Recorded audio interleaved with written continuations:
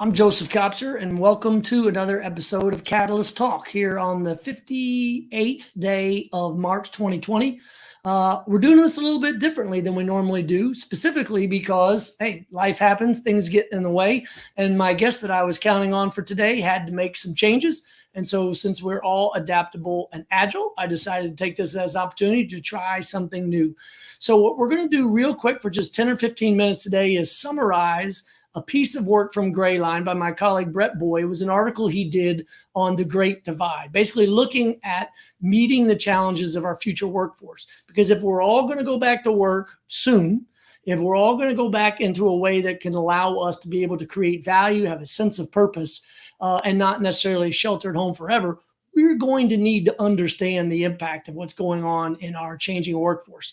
But we do that by backing up in time and looking at some stuff that's happened in the past. So with that, I'm here to take your questions, but I'm going to move through this deck rather quickly. We're going to provide a link at the bottom for how to access this slideshow on what is known as SlideShare. It's a product by LinkedIn. For those of you that know, inside LinkedIn, you only get what's going on. Oh, we just had to stop in our camera. Let's go back to another camera. Hold on. And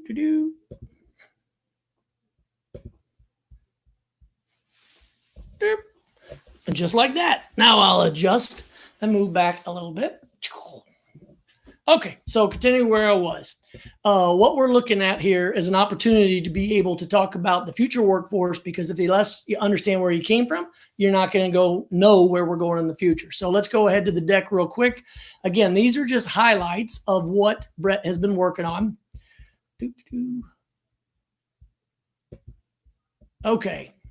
So essentially what we're looking at is a number of things that are happening simultaneously in the workforce. There's 11 major factors. We're not going to get into all of them, but I do want to get into and touch a few of them. First of all, this is a great divide. In terms of overall productivity and wages, they have been separating for years. Why? Because of automation making the American worker that much more efficient.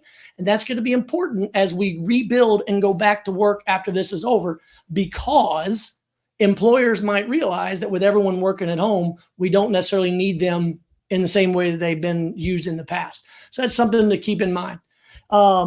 In terms of this decoupling, it's been going on now for decades. Those that have high skills, in terms of high skill training that the workforce is looking for, their wages have been going up. Everybody else has basically been stagnant where they are. In terms of understanding how that happened, it all goes back to education and skills training. Now, you can get skills training by being in the workforce for a long time, or you can go back and reapply yourself to a new trade or a new practice. And right now, during this time of COVID, that's definitely in demand. The other thing to consider here is we're looking at the labor force participation.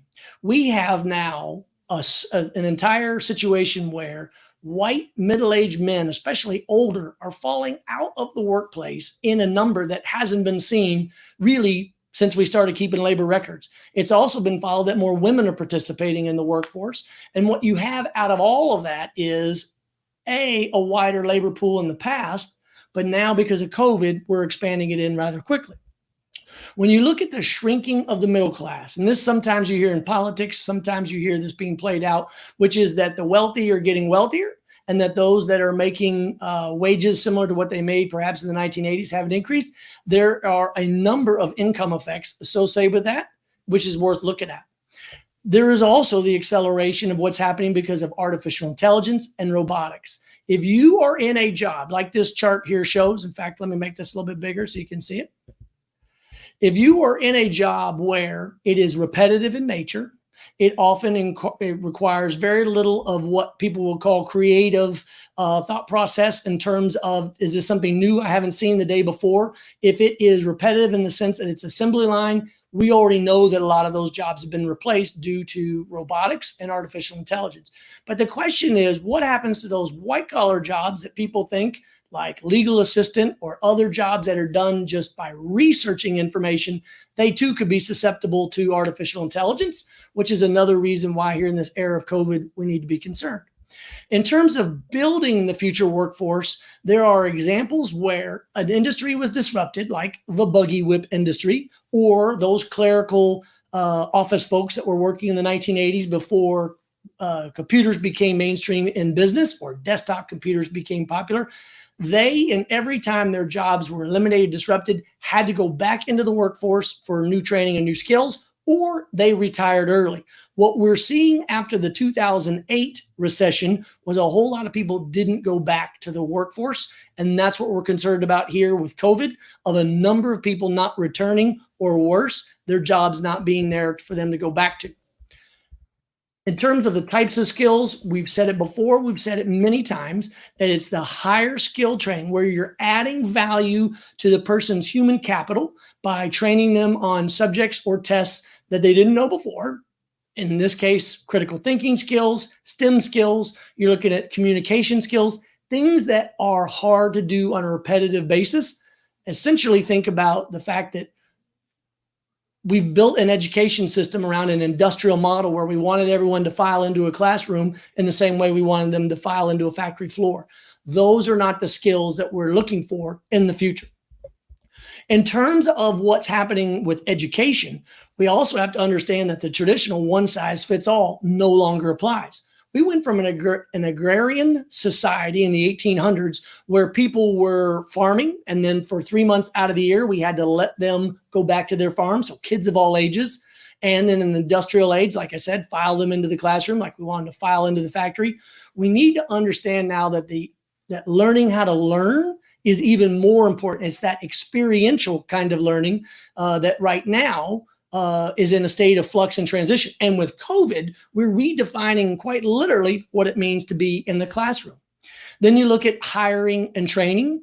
We're going to need to be far more precise on the skills we're looking for, far more precise on the people we're looking for, because with 26 million Americans out of work, many of them not able to return to the same job, the importance of making sure that they have the training that they need to return back is ever more important. There are all kinds of places that are working very hard, from Indeed.com to LinkedIn to the Workforce Commission in every state, trying to make sure that we're matching up the right skills. And then, of course, you look at inclusion and national competitiveness. This is oftentimes seen as a controversial topic, but the very fact of the matter is the United States has gotten to where it is because of the talents at all skill levels, high and low, of immigrant workers. And this is one of the things that we need to make sure we concentrate on, is that in this era of COVID, with the natural inclination to build walls or to put up barricades, what we need to remember is we need the best talent wherever it comes from on the planet. And then those here in the United States that don't have the skills to match into the job they need, we need to double our efforts in government, education, and on-site job training to be able to make it happen. So again, this piece was written originally by my colleague, Brett Boyd at Grayline. This is what we do, thinking about the future of work. If you have questions about what's happening in the future, if you're not quite sure whether your job or your industry or your sector are safe, by all means, engage with us on this thread down below. Stay in touch with what we're working on at Grayline Group. If you want to know more about how I can help, it's josephkopser.com. And then lastly, I'm putting a whole lot of content out there on YouTube. We're up to like 45, 46 conversations. I guess if you include this one as well, even though it's a one-person conversation. What we want to make sure that we do is provide the information and make sure that everybody, leaders at all levels and individuals, are thinking about A, what's happening to me and my job, B, what happens if it goes away, and then C, what do I really want to be working on in the future to make sure that I have the skills and the training ready for the jobs of the 21st century.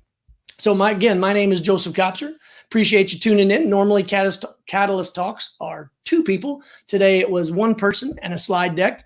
I do want to appreciate everybody that tunes in live when we do these. If you have any questions in the future, by all means, participate during the live session, or when we move this over onto LinkedIn, feel free to leave any topics or people that you want to see us talk about more.